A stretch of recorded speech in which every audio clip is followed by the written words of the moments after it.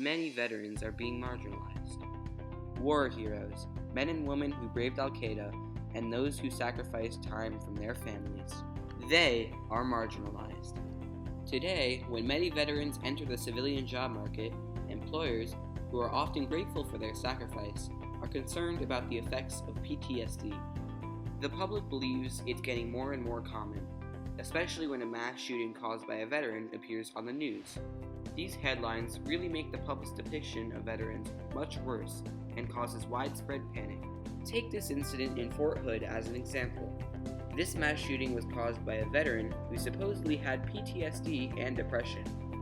According to officials, he killed 4 people and injured 16 because he was suffering from an unstable psychiatric or psychological condition. Events like this is what the media blows up and makes people afraid of all veterans, even though not all have PTSD. With media sensationalism and public confusion over PTSD, some employers have become more concerned about the stability of those who have served in a combat zone. In one particular case, an Air Force veteran named Melissa W. was even told, "We don't hire your kind." After serving 8 years, she is still unable to get a job, and it's been 7 months. This is just unacceptable. It has become so hard to get a job. The unemployment rate of veterans is much higher than against the general population. For non-veterans, unemployment rates are at 4%, and for veterans, it's at 8.5%. Among one of these unemployed veterans is Brad Worthington. After serving 9 years in the military, including 3 deployments to Iraq and Afghanistan, Worthington applied to just about every job imaginable: dollar stores, Walmart, and even business with positions geared toward veterans. But no one hired him because of the PTSD prejudice with soldiers. Worthington claimed one store even told him not to mention his veteran status. He's done as much as he could to get a job. That included taking resume writing classes and other training, but unfortunately, none of that worked. Veterans also have a hard time getting jobs because many employers are concerned about future deployments. In other words, many companies worry that by hiring a veteran, they may end up being short-staffed if the military reverses course and calls up former service members. This is a common prejudice that started because of the Army Reserves. Although it is considered a part-time job, people in the reserves randomly have to leave work for months at a time and then go back home for a few months. Jenna Ellig is an ex-Army Reserve who is currently unemployed.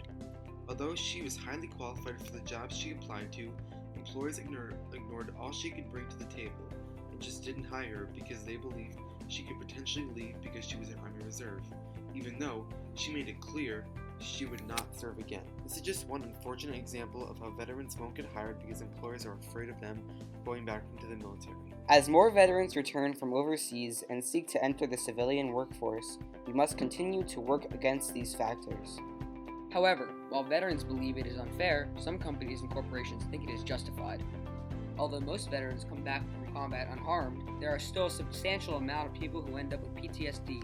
In fact, according to NIH Medline Plus, 20% of Iraq and Afghanistan vets have PTSD. 22 veterans commit suicide every day, and 50% of veterans with PTSD do not even seek treatment. So even if a veteran denies having PTSD when applying for a job, employers believe they have a right to get suspicious and don't want to hire them because PTSD is fairly common in veterans and they don't want to risk hiring someone with a mental illness. However, employers have no right to do this. It would be unfair if a veteran has more qualifications than a non-veteran when applying for the same job, but the non-veteran gets the job because the employer wants to be safe. Americans must be hired by their qualifications and should not be averted because of their military background. In addition to those negative stereotypes, many employers worry that if they hire a veteran, they may end up sporadically going back into service. Companies simply don't want to hire someone who is at risk of leaving at any moment. However, these employers need to know that when most veterans get out of the military, they're out for good. In fact, when most veterans leave the military, they leave for good because they've made a decision to separate. And with the current downsizing in the military, employers have little to fear. Some of the many things we can do to start decrease the unemployment rate with veterans is enforce anti-discrimination laws against veterans and inform employers on veteran qualifications, so companies and businesses overlook their prejudices and hire veterans based on their qualifications. In addition, the government should fund more job programs for veterans to help those who have difficulty getting employed subsequently to leaving the military. These are just a few of the many things we can do to help vets get more jobs. Yes, currently the unemployment rate for veterans is at an all-time low, but it is still significantly higher than the rest of the country. The unemployment rate for veterans should be at 0%. If veterans fought for this country, we should fight for them.